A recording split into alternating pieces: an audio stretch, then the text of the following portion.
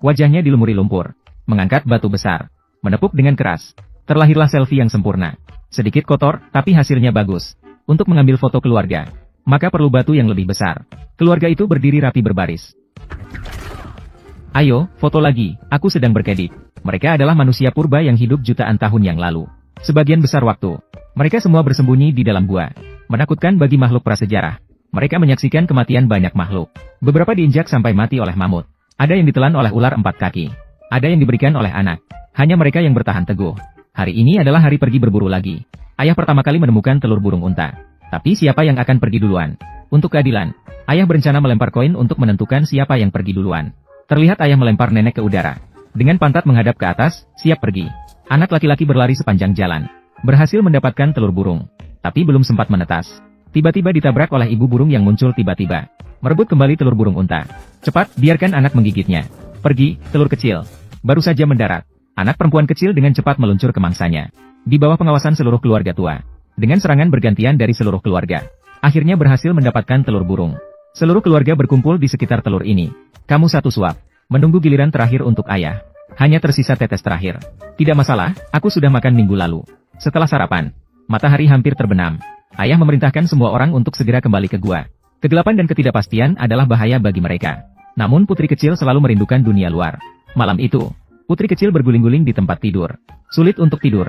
Tiba-tiba ada cahaya di tengah kegelapan. Menerangi seluruh gua. Yuni tidak bisa menahan rasa ingin tahunya. Mengikuti sumber cahaya ke puncak gunung. Itu adalah obor yang menyala. Yuni melihat api untuk pertama kalinya. Sedang fokus mempelajarinya. Tidak menyadari sama sekali. Ada monster di belakangmu. Sedang meniru gerakannya. Setelah Yuni menyadarinya, Yuni menjatuhkan monster itu dengan sekali pukul. Mengangkat batu untuk melemparnya. Lawan segera melepas topengnya.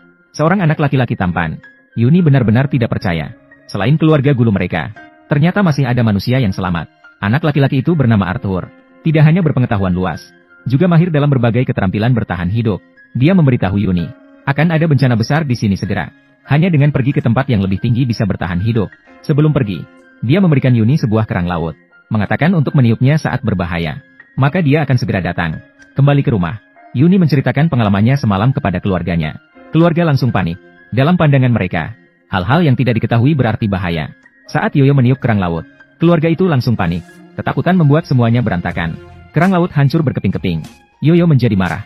Pada saat itu, ramalan Arthur menjadi kenyataan. Batu-batu pecah dari atas gunung terus jatuh. Saat-saat genting, ayah melindungi keluarganya dengan tubuhnya. Namun gempa menghancurkan gua tempat tinggal mereka. Saat keluarga sedang sedih, mereka menemukan sesuatu di balik gua yang runtuh. Tiba-tiba muncul dunia baru. Tempat itu tampak penuh dengan kehidupan. Tetapi ayah yang konservatif berpikir, hal-hal yang tidak diketahui penuh dengan bahaya di mana-mana. Dan membuat semua orang menghilangkan pikiran itu. Namun pada saat itu, muncul monster di belakang mereka. Menurut pandangan mereka, kami harus membawa semua orang melompat ke dunia baru ini. Ini adalah dunia yang indah namun penuh bahaya. Di sini ada tikus kecil berbentuk gajah. Capung bambu yang membawa cangkang kura-kura. Kelelawar vampir yang menyamar sebagai labu. Dan monyet sosial yang suka berkelahi. Let's go, Dad. Bagus, kamu bertarung dengan baik. Sungguh menyenangkan. Ayah pusing karena dipukul. Pada saat itu, seekor harimau kecil berbulu hijau muncul. Di hadapan makhluk raksasa seperti ini, kemampuan bertarung ayah sangat berkurang. Saat genting, semua orang segera bersembunyi di atas pohon. Ternyata pohon ini adalah kaki hewan tak dikenal. Keluarga itu dibawa ke lapangan kosong. Dengan cepat, ayah menemukan sebuah gua. Mereka segera masuk ke dalamnya. Ternyata gua itu menutup pintunya sendiri. Ternyata ini adalah paus. Keluarga itu langsung dikeluarkan oleh bersinannya. Pada saat itu, harimau kecil itu juga mengejarnya. Mereka sangat gelisah. Namun, harimau kecil tiba-tiba berubah ekspresinya. Ternyata matahari hampir terbenam. Paus-paus itu mulai menutup mulut mereka. Harimau kecil berbalik dan lari kembali ke hutan. Pada saat itu, sebuah burung kecil yang lucu berwarna merah menyembul dari tanah. Satu demi satu secara berurutan. Berkumpul bersama ribuan burung lainnya. Seperti awan merah. Sangat indah. Namun tiba-tiba, mereka menyergap seperti tornado. Mengelilingi seekor paus. Dalam sekejap mata, hanya menyisakan kerangka. Sangat menakutkan. Melihat burung-burung bersiap menyerang keluarga mereka. Xiao Yi dengan cepat berpikir. Mengambil kaki kambing yang ada di tanah dan meniupnya dengan keras. Arthur yang berada di dekat mendengar sinyal bantuan. Menyadari bahwa Xiao Yi dalam bahaya. Arthur berlari secepat mungkin. Dengan satu langkah besar, dia tiba di depan semua orang. Dia segera menyalakan api. Dia menyelamatkan keluarga mereka. Keluarga yang belum pernah melihat api terlihat seperti menemukan benua baru. Tidak hanya membakar jari kaki ayahnya, tetapi juga masuk ke mulut neneknya. Akhirnya berhasil dikeluarkan. kemudian menyalakan pantat tank, menakutkan dia sehingga berlari ke segala arah. Akibatnya seluruh padang rumput dinyalakan olehnya. Bahkan secara tidak sengaja menyalakan ladang jagung. Jagung yang dipanggang dengan suhu tinggi, langsung menuju ke langit, menjadi pertunjukan kembang api. Ketika jatuh ke tanah, berubah menjadi popcorn besar, menyajikan hidangan lezat bagi semua orang. Sepanjang perjalanan, Arthur menunjukkan keahlian berburu yang luar biasa, membuat mereka merasakan makanan panggang untuk pertama kalinya. Arthur masih bisa bercerita. Lebih menarik dari cerita ayahnya.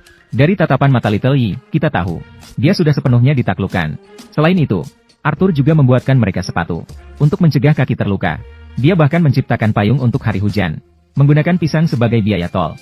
Berhasil melewati wilayah kera, membuat jangka sorong dari ranting dan rebung. Berhasil menghindari serangan harimau kecil. Secara perlahan, keluarga semakin menyukainya. Ayah mulai merasa khawatir.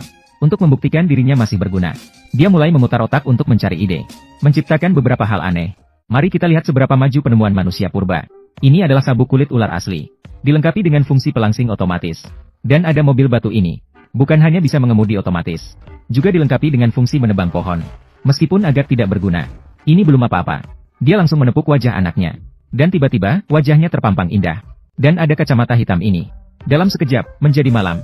Semua orang merasa bahwa penemuannya tidak berguna. Ayah tidak terima. Dia bersikeras untuk bersaing dengan Arthur. Mereka langsung terlibat dalam perkelahian. Tanpa sengaja, mereka terjatuh ke dalam tar. Tidak peduli seberapa keras mereka berjuang, tidak ada gunanya. Kata Arthur, keluarganya terperangkap di dalam tar. Mereka tidak bisa keluar lagi. Ayah menyadari bahwa dia terlalu gegabah. Dia meminta maaf dengan tulus kepada Arthur. Arthur juga memahami tanggung jawabnya sebagai seorang ayah. Mereka pertama kalinya saling terbuka. Kesalahpahaman di antara mereka akhirnya terpecahkan. Dengan persetujuan dan dorongan ayah, Arthur segera menemukan solusinya. Dia membuat seekor harimau betina, menggunakannya untuk memikat harimau jantan. Berpegangan erat. Dengan begitu, mereka berhasil selamat. Kemudian seluruh keluarga datang, melihat mereka berbaikan seperti semula. Sedikit terkejut, namun sebelum mereka bisa menyadari, gempa bumi datang lagi. Beberapa orang segera berlari ke arah gunung. Saat mereka hampir mencapai cahaya, namun gunung berapi meletus sekali lagi. Tanah mulai retak, membelah jalan di bawah kaki mereka menjadi dua. Pada saat putus asa, ibu memanggil semua orang, segera berlindung kembali ke gua gelap itu. Namun kali ini, ayah menolak. Dia mengulurkan tangan, melihat sinar matahari perlahan memudar dari tangannya. Pada saat itu, dia seolah-olah mengerti sesuatu. Jangan takut gelap. Jangan bersembunyi. Jangan ke gua. Dia tahu betapa semua orang merindukan sinar matahari dan kebebasan. Meskipun dia tidak pintar, tapi dia punya kekuatan. Arthur mengerti tanpa diucapkan. Dia dengan sukarela maju, memutuskan untuk mencari jalan di seberang terlebih dahulu. Ayah dengan segenap tenaga melemparkannya ke seberang. Tak lama kemudian, terdengar suara trompet dari seberang. Dia selamat.